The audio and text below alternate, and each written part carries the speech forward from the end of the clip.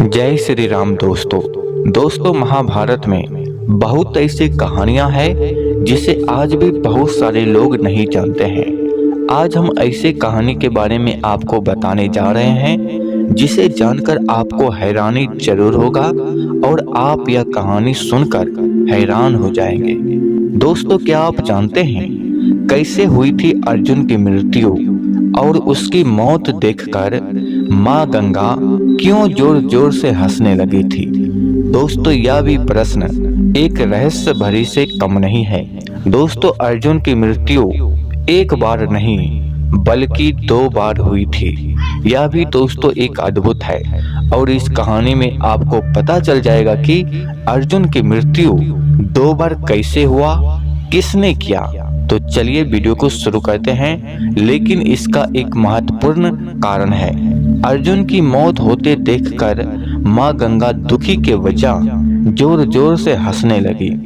अर्जुन को यह मृत्यु कैसे प्राप्त हुई और माँ गंगा ने ऐसा क्यों किया, चलिए इसके बारे में जान लेते हैं। महाभारत में हर योद्धा किसी न किसी का अवतार था और इस कारण सब इतने शक्तिशाली थे कि किसी की भी मृत्यु साधारण तरीके से संभव नहीं था।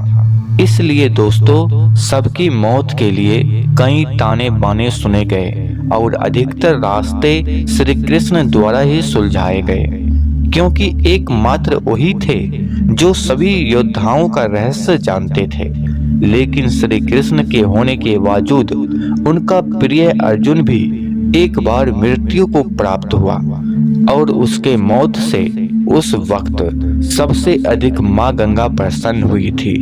ऐसा क्यों था और माँ गंगा को अर्जुन से क्या दुश्मनी थी, चलिए जानते हैं। महाभारत में धर्म युद्ध को जीतने के लिए जिन योद्धाओं का मारना बेहद आवश्यक था, उसमें से एक योद्धा थे भीष्म पितामह। उनके नेतृत्व में कौरवों का हारना नामुमकिन था, लेकिन भीष्म पितामह को मारना असंभव था क्योंकि उन्हें वरदान प्राप्त था।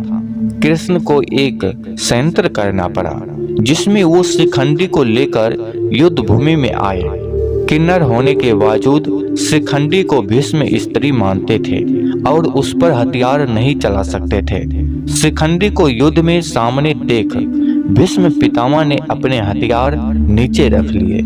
इसी मौके का फायदा अर्जुन ने उठाया और उसने भीष्म पर तीरों की बरसात कर दी।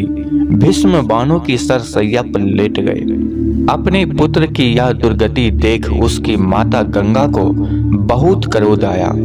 वो युद्ध भूमि में प्रकट हुई और उसने अर्जुन को श्राप दे दिया कि उसकी मौत उसके ही पुत्र के हाथों से होगी।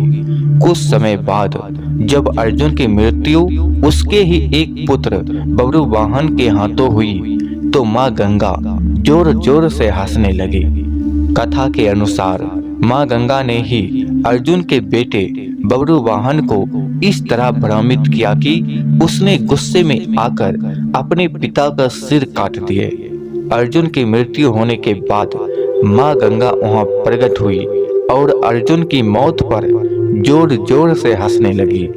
लेकिन फिर अर्जुन की पत्नी ने अपनी शक्ति द्वारा और श्री कृष्ण की मदद से अर्जुन को पुनः जीवित किया और अर्जुन के पुत्र बब्रुवाहन को माँ गंगा की माया से मुक्त किया।